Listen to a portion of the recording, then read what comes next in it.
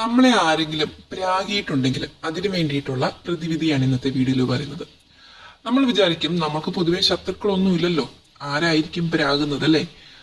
ചിലപ്പോ പ്രാക്ക് എന്ന് പറയുന്നത് ഒരാൾ ശപിക്കുന്നത് മാത്രമല്ല, മറ്റുള്ളവരുടെ കണ്ണും നമുക്ക് കേൾക്കാം. അതായത് നിങ്ങളിപ്പോ നല്ലൊരു വസ്ത്രം ധരിച്ചു, ഇവന് ഇത്രമാത്രം പൈസ ഇവിടെ നിന്നാണ് ഈ വസ്ത്രങ്ങളൊക്കെ വാങ്ങിക്കാൻ എന്ന് കരുതുമ്പോൾ തന്നെ ഒരു കണ്ണ് നമുക്ക് തട്ടുന്നുണ്ട്. ഇനി നിങ്ങളൊരു കാറും കൊണ്ട് പുറത്തേക്ക് പോയി, അല്ലെങ്കിൽ സ്കൂട്ടറും കൊണ്ട് പുറത്തേക്ക് പോയി, നിങ്ങൾ ഒരാളെ ഓവർടേക്ക് ചെയ്തു പോകുമ്പോൾ ഇവൻ എവിടെ പോവുകയാണ്, വായുഗുളിക വാങ്ങിക്കാൻ പോവുകയാണോ എന്ന് ചോദിക്കുന്നത് പോലും ചെറിയ രീതിയിലുള്ള ഒരു പ്രാക്കാണ്. അല്ലെങ്കിൽ നമ്മൾ വണ്ടി ശ്രദ്ധിക്കാതെ എടുക്കുമ്പോൾ ചില ആളുകൾ പ്രാകുന്ന കേട്ടിട്ടില്ലേ? അതൊക്കെ നമുക്ക് ചെറിയ ചെറിയ പ്രാക്കുകളാണ്. അല്ലെങ്കിൽ നമ്മൾ സ്പീഡിൽ നടന്നു പോകുമ്പോൾ ആരെങ്കിലും ഒന്ന് തട്ടിയിട്ട് പോകുന്നു, അതല്ലെങ്കിൽ നമ്മൾ എന്തെങ്കിലും സാധനങ്ങൾ വീട്ടിൽ വാങ്ങിക്കുമ്പോൾ മറ്റുള്ളവർക്ക് ഇഷ്ടപ്പെടാതിരിക്കുന്നു, ഇതെല്ലാം ചെറിയ രീതിയിലുള്ള കണ്ണീറും പ്രാക്കുമാണ്.